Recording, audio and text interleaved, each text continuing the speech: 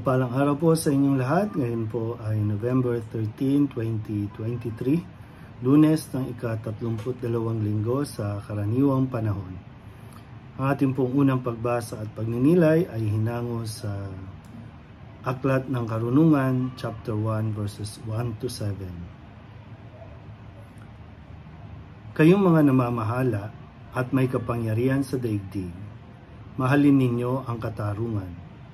Mataimtim ninyong isipin ang Panginoon at taos-pusong hanapin siya. Matatagpuan siya ng mga hindi nag-aalinlangan sa Kanya.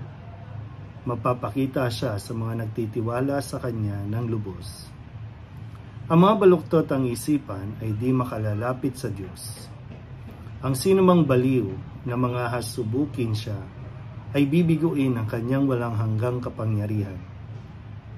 Ang karunungan ay di papasok sa may masamang kalooban at di mananahan sa pusong alipin ng kasalanan.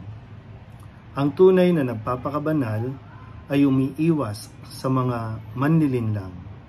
Lumalayo siya sa lahat ng nagpapahayag ng kahibangan at di niya matitiis ang anumang pang-aapi o paghamak sa katarungan.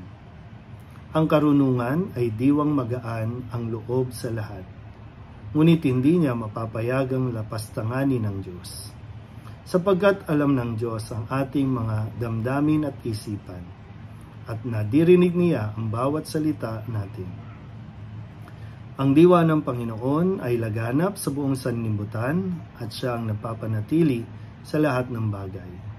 Kaya alam niya ang bawat katagang namumutawi sa labi ng bawat nilalang. Ang salita ng Diyos. Muli po, isang mapagpalang araw sa inyo pong lahat. So, nagsisimula po tayo sa ating pagbabasa at pagninilay mula sa Aklat ng Karunungan o Wisdom.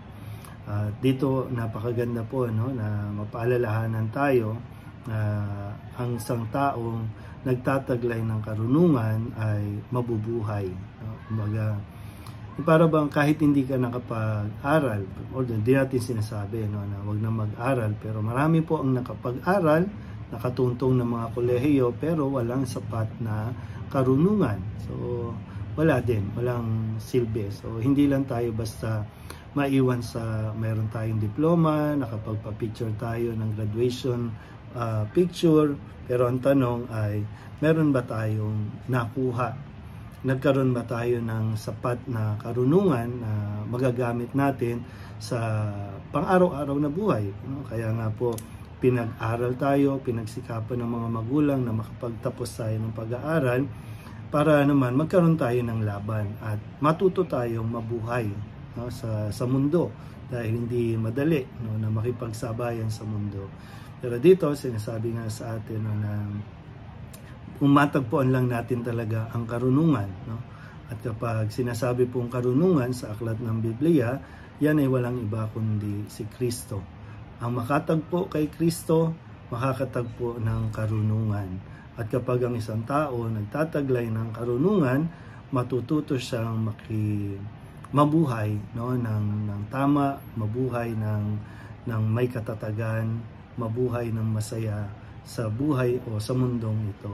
Yun po yung importante. Sabi nga, ang tunay na nagpapakabanal, kung taglay mo ang karunungan, ay talagang malalaman mo kung anong dapat gawin.